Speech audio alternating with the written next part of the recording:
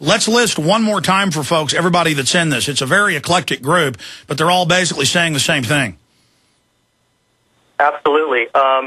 Very eclectic mix of notable experts, Alex, that normally agree on very little, if anything at all, but do agree that America is in sort of a stage 2 or inning 3 of a collapse.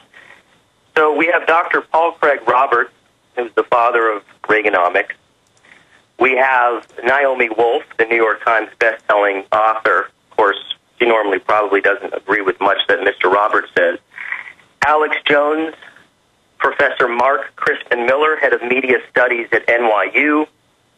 We have Mickey Z, a left-winger, who probably doesn't agree with anything that the notable G. Edward Griffin, a libertarian, believes.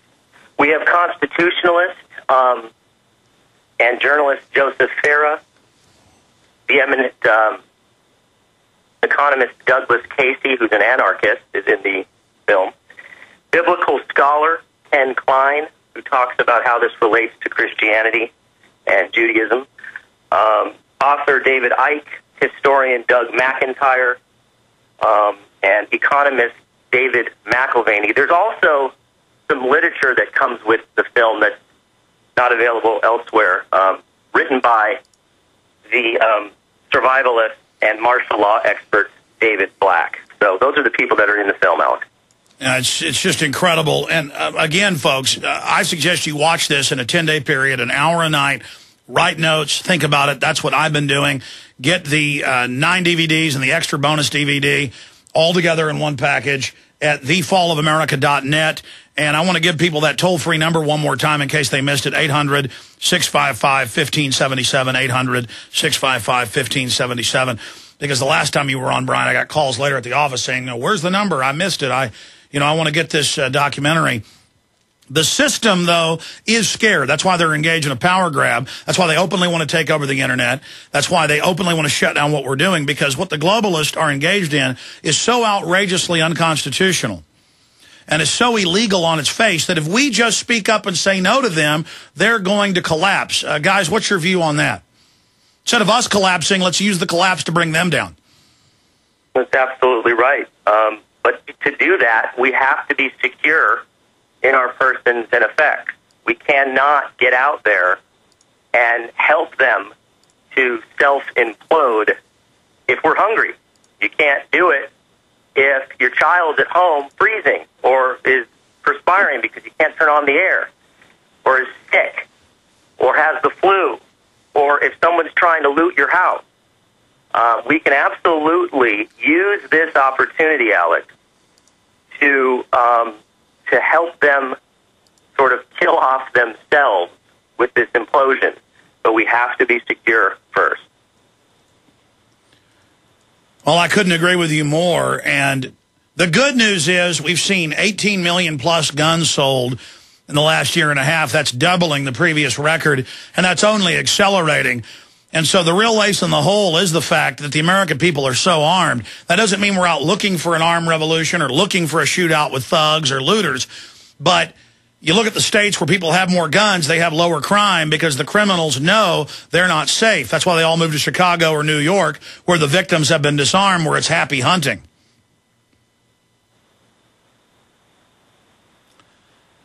And so the film gets into self-defense and a lot more.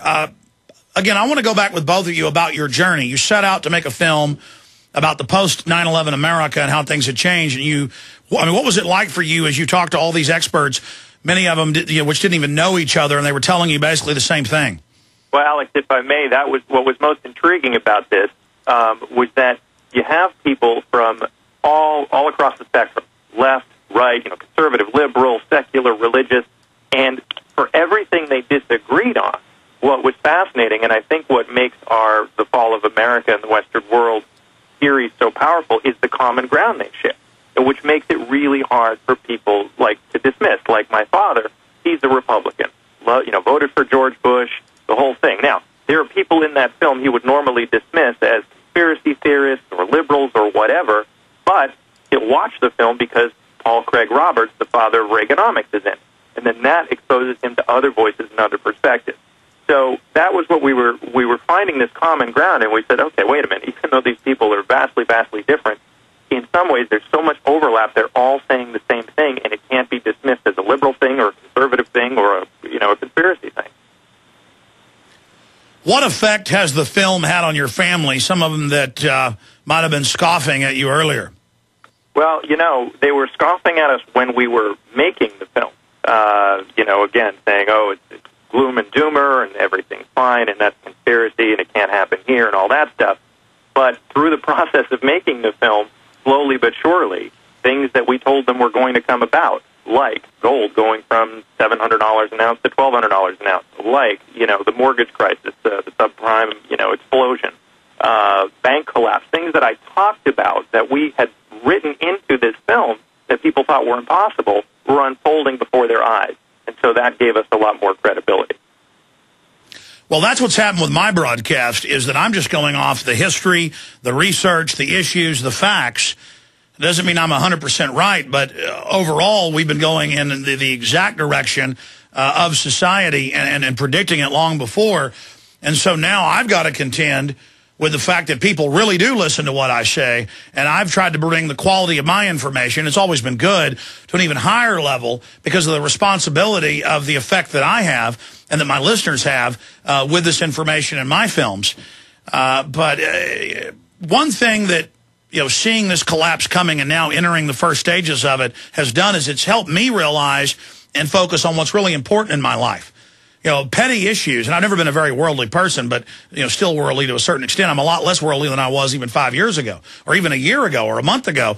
It's really a focusing of the soul, of the psyche, of the mind, especially when you have children, to realize, if you've studied history, just how dangerous things can get, and to know that we are going there. It's incredible. Alex, you bring up a good point.